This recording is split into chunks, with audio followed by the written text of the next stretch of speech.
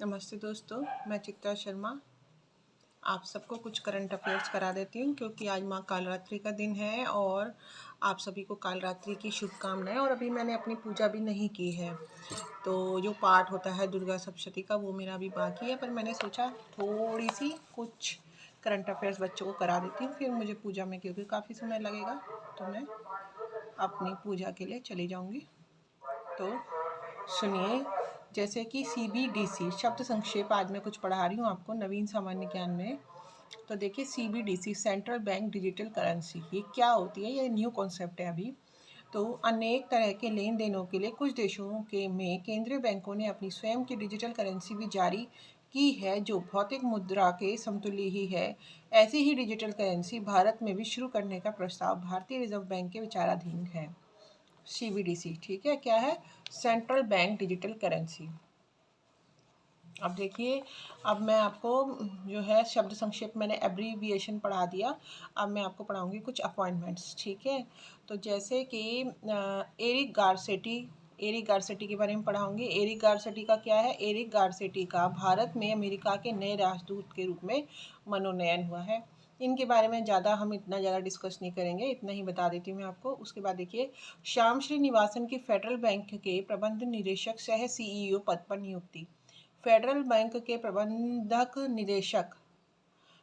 निदेशक सह मुख्य कार्यकारी अधिकारी CEO श्याम श्रीनिवासन की 3 वर्ष के एक और कार्यकाल के लिए इस पद पर पुनर्नियुक्ति जुलाई 2021 में की गई। इस पद पर उनका मौजूदा बढ़ा हुआ कार्यकाल 22 सितंबर 2021 तक ही था। 3 वर्ष के लिए पुनर्नियुक्ति के चलते वह अब 23 सितंबर 2024 तक इस पद पर रह सकेंगे। अब आगे देखिए, राजीव रंजन सिंह उर्फ ललन सिंह जनता दल यू के नए राष्ट्रीय अध्यक्ष। तो ठीक है, देखिए, ललन सिंह, मुंगेर से जनता दल यू के निर्वाचित सांसद राजीव रंजन सिंह, जो ललन सिंह नाम से आमतौर पर जाने जाते हैं, को इस पार्टी का राष्ट्रीय अध्यक्ष 31 जुलाई 2021 को चुना गया है। पार्टी की राष्ट्रीय कार्यकारिणी की 31 जुलाई को नई दिल्ली में संपन्न बैठक में उन्हें इस पद हेतु चुना गया है। इस पद पर RCP सिंह, जिन्हें जुलाई 2021 में ही केंद्रीय मंत्रिमंडल में शामिल किया गया है, का स्थान ललन सिंह ने लिया है।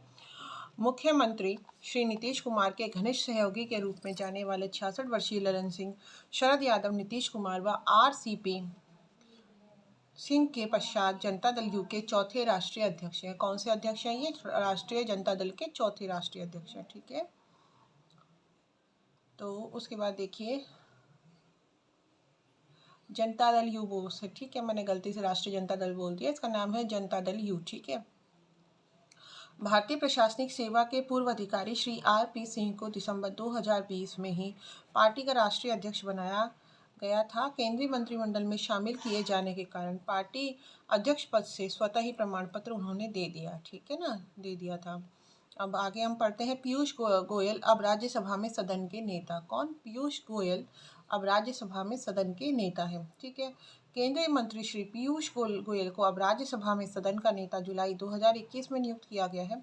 इस पद पर श्री थावर चंद गहलोत, जिन्हें अब कर्नाटक का राज्यपाल नियुक्त किया जा चुका है। किसको? कर्नाटक का राज्यपाल नियुक्त किया गया है, थावर चंद गहलोत जी को, का स्थान श्री पीयूष गोयल ने लिया है, ठीक है। तो राज्यसभा में सदन के नेता कौन है अब? पीयूष गोयल, ठीक है। अच्छा, वाइस एडमिरल SN घोरमाडे नौसेना के नए उप प्रमुख। वाइस एडमिरल SN घोरमाडे भारतीय नौसेना के नए उप प्रमुख जुलाई 2021 में बनाए गए हैं। इस पद पर वाइस एडमिरल G अशोक, जो 39 वर्ष की सेवा के पश्चात सेवानिवृत्त हुए हैं, का स्थान वाइस एडमिरल घोरमाडे ने 31 जुलाई 2021 से लिया है, ठीक है। तो इसको अच्छे से याद कर लीजिए क्योंकि नौसेना, थल सेना, खासकर उत्तराखंड के एग्जाम्स में तो ये फेवरेट टॉपिक है। तो वाइस एडमिरल SN घोरमाडे नौसेना के नए उप प्रमुख हैं। अच्छा, मिनी IPLIC में चौथी प्रबंध निदेशक। तो जब भी कोई महिला को कोई अच्छा पद मिलता है हमारे देश में, तो प्रतियोगी परीक्षाओं के लिए वो स्वतः ही इम्पोर्टेंट हो जाता है।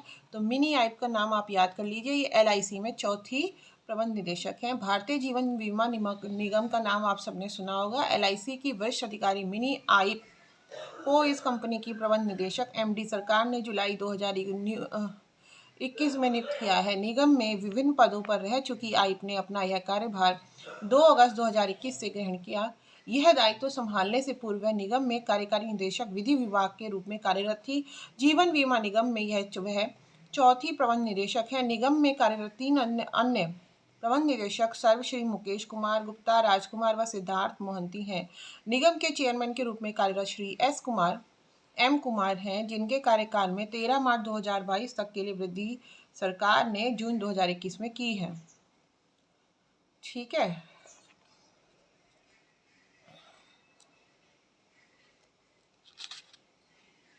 अब दीपक दास वित्त मंत्रालय के नए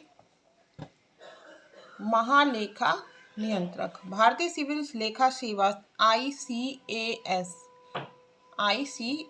के वरिष्ठ अधिकारी दीपक दास वित्त मंत्रालय के व्यय विभाग के तहत कंट्रोलर जनरल ऑफ इंडिया महालेखा नियंत्रक यानी कि CAG नियुक्त किए गए हैं। कौन? दीपक दास। तो CAG तो उत्तराखंड में फेवरेट क्वेश्चन है ना, तो याद कर लीजिए अब कौन है? दीपक दास। दीपक दास नए महालेखा नियंत्रक हैं हमारे। ठीक है। अगस्त 2021 से इन्होंने संभाला ये कार्यभार। इस नियुक्ति से पूर्व केंद्रीय प्रत्यक्ष कर बोर्ड CBDT के मुख्य लेखा नियंत्रक चीफ कंट्रोलर ऑफ अकाउंट्स रहे थे। ठीक है।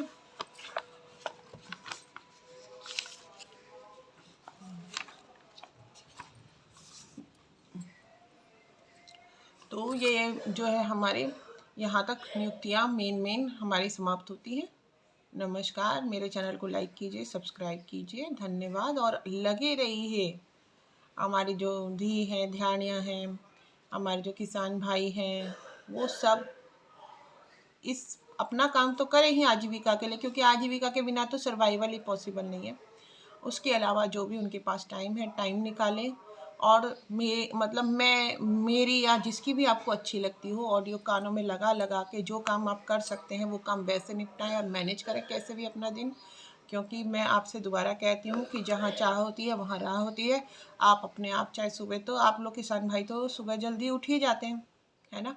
तो शांति में जो है अपना किसी तरह से टाइम मैनेज कीजिए। और गॉसिप्स की जगह इधर उधर समय बिताने की बजाय या फेसबुक पे, व्हाट्सएप पे कृपया अपना पढ़ाई में मन लगाएं। धन्यवाद।